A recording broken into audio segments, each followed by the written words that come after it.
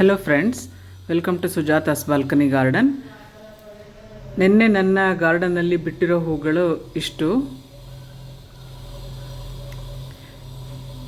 ನಾನು ಪ್ರೂನಿಂಗ್ ಮಾಡಾದಮೇಲೆ ಗಿಡಗಳನ್ನ ಇದು ಹೂ ಬಿಡೋಕ್ಕೆ ಸ್ಟಾರ್ಟ್ ಆದಮೇಲೆ ಇಷ್ಟು ಕ್ವಾಂಟಿಟಿಯಲ್ಲಿ ಹೂ ಬಿಡ್ತಾ ಇದೆ. ಡೈಲಿ ಇಷ್ಟೇ ಹೂಗಳನ್ನ ಬಿಡ್ತಾ ಇದೆ. ನನ್ನ ದಾಸವಾಳ ಗಿಡಗಳು ನೀವು ನೋಡ್ತಾ ಇರ್ಬೋದು ಎಷ್ಟು ಹೆಲ್ದಿಯಾಗಿ ಎಲ್ಲ ಗಿಡಗಳನ್ನು ಹೂ ಕೊಡ್ತಾ ಇದೆ. ಇವತ್ತೊಂದು ಸ್ಮಾಲ್ ಗಾರ್ಡನ್ ಟೂರ್ ಮಾಡ್ತೀನಿ. ಹೂಗಳು ಎಲ್ಲ ಗಿಡದಲ್ಲೂ ಹೇಗೆ ಬಿಟ್ಟಿದೆ ಅಂತ ನೀವೇ ನೋಡಿ, ಹತ್ತಿರದಿಂದ ನೋಡಿ.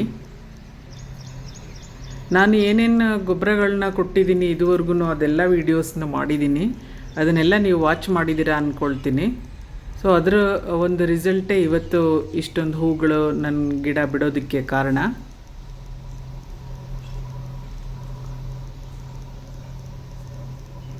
ಹೈಬಿಸ್ಕಸ್ ಪ್ಲ್ಯಾಂಟ್ಸ್ ಡೈಲಿ ಕೇರ್ ಬೇಕಾಗಿರೋವಂಥ ಪ್ಲ್ಯಾಂಟ್ಗಳು.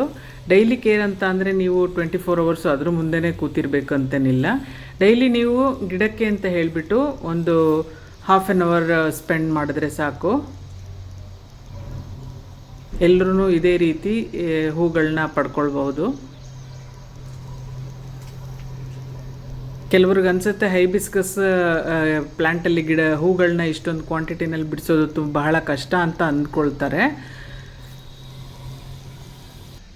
ಬಟ್ ನೀವು ನನ್ನ ವೀಡಿಯೋಸ್ ನೋಡ್ತಾ ಇದ್ದರೆ ನಿಮಗೆ ಗೊತ್ತಾಗುತ್ತೆ. ಸುಮಾರು 2 ವರ್ಷದಿಂದನೂ ನಾನು ಆಲ್ಮೋಸ್ಟ್ ವೀಡಿಯೋ ಶುರು ಮಾಡೋದಕ್ಕಿಂತ ಮುಂಚೆಯಿಂದನೂ ಈ ಮನೆಗೆ ಬಂದ ಮೇಲೆ ಹೊಸ ಮನೆಗೆ ಗಾರ್ಡನಿಂಗ್ ಮಾಡ್ತಾನೇ ಇದ್ದೀನಿ.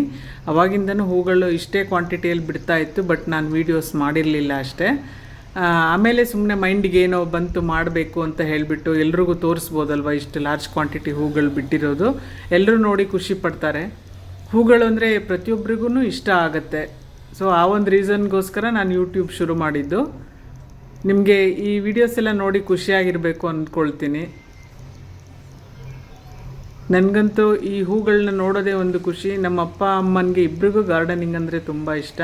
ನಮ್ಮ ಅಮ್ಮನಿಗೆ ಹೈಬಿಸ್ಕಸ್ ಪ್ಲ್ಯಾಂಟ್ಸ್ ಅಂತ ಅಂದರೆ ಹೂಗಳು, ಅದ್ರ ಫ್ಲವರ್ಸು ಒಂದು ಬಿಟ್ಟರೆ ಅಷ್ಟು ಖುಷಿಯಿಂದ ನಮ್ಮಮ್ಮ ದೇವರಿಗೆ ಮುಡಿಸ್ತಾಯಿದ್ರು. ಇವಾಗ ಇಷ್ಟೊಂದು ಫ್ಲವರ್ಸ್ ಇರೋದನ್ನು ನಮ್ಮಮ್ಮ ಬಿಡೋದನ್ನು ಮೇಲಿಂದ ನೋಡ್ತಾ ಇರ್ತಾರೆ.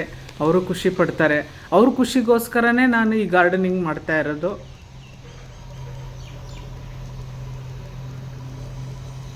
ಈ ಹೈಬಿಸ್ಕಸ್ ಪ್ಲ್ಯಾಂಟ್ಸ್ ಫ್ಲವರ್ಸ್ ಬಿಟ್ಟಾಗೆಲ್ಲ ನಮ್ಮಮ್ಮ ನೆನಪೇ ನನಗಾಗೋದು.